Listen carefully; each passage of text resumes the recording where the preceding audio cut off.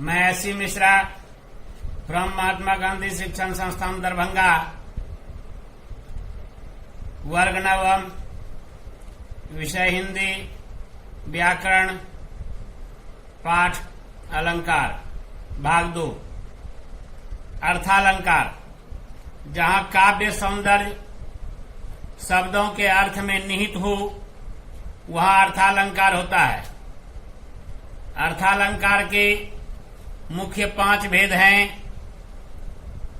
उपमा अलंकार, रूपक अलंकार, उत्प्रेक्षा अलंकार, अतिशयोक्ति अलंकार और मानवीकरण अलंकार।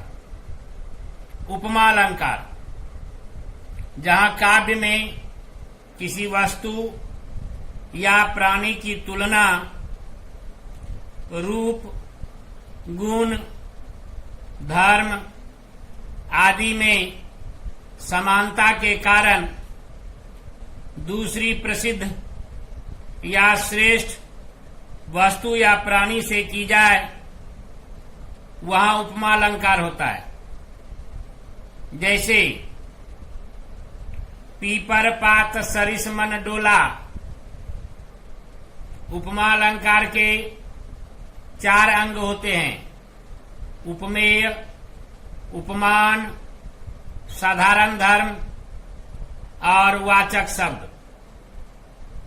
उपमेय, जिसकी तुलना की जाए उसे उपमेय कहते हैं, जिससे तुलना की जाए उसे उपमान कहते हैं, और जो दोनों की समान विशेषता बताए उसे समान धर्म कहते हैं, और वह शब्द जिससे समानता बताया जाए वह वाचक शब्द होता है। जैसे सा, से, सी, सरिस, नाई इत्यादि।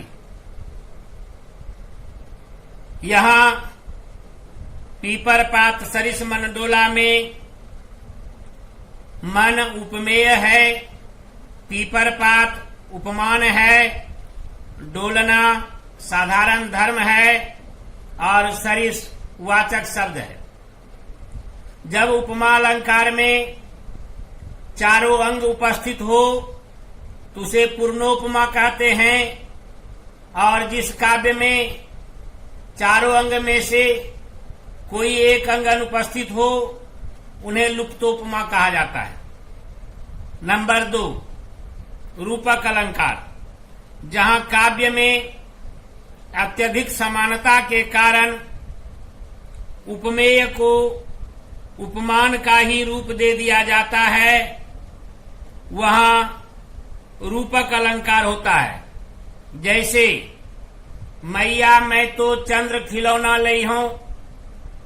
यहाँ खिलौना चंद्रमा की तरह नहीं, खिलौना के रूप में चंद्रमा को ही मांगा जाता है, इसलिए यहाँ रूपक अलंकार है। नंबर 3, उत्प्रेक्षा अलंकार, जहां उपमेय में उपमान की कल्पना या संभावना की जाए वहां उत्प्रेक्षा अलंकार होता है। जैसे हरिमुख मानो मधुर मयंक, और इस अलंकार के बहुत सारे वाचक शब्द हैं: मनो, मानो, मनहु, मानहु, जनो, जानो, जनु, ज्यों, जनहु आदि।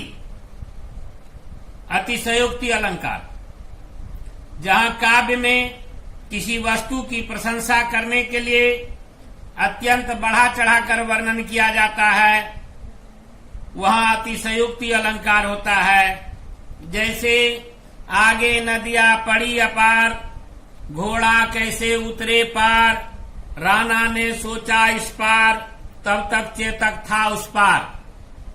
अर्थात महाराणा प्रताप जब चेतक पर सवार होकर जा रहे थे तो उनके सामने एक अपार नदी पड़ी और वह सोच ही रहे थे कि यह घोड़ा कैसे उस पार होगा, तब तक चेतक उस पार था। मतलब यहाँ असंभव को संभव कर दिखाया जाता है तो वहां अतिशयोक्ति अलंकार होता है।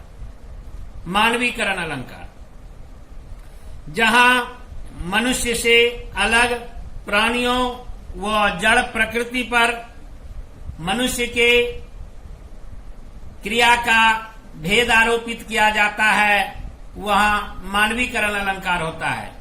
जैसे मेघ आए बड़े बन ठन के संवर के, बनना ठनना संवरना यह सब क्रिया मनुष्य का है, नहीं कि किसी प्रकृति का, लेकिन यह क्रिया का भेद आरोपित वहां प्राकृतिक वस्तु मेघ पर किया गया है, इसलिए यहाँ मानवीकरण अलंकार है। धन्यवाद।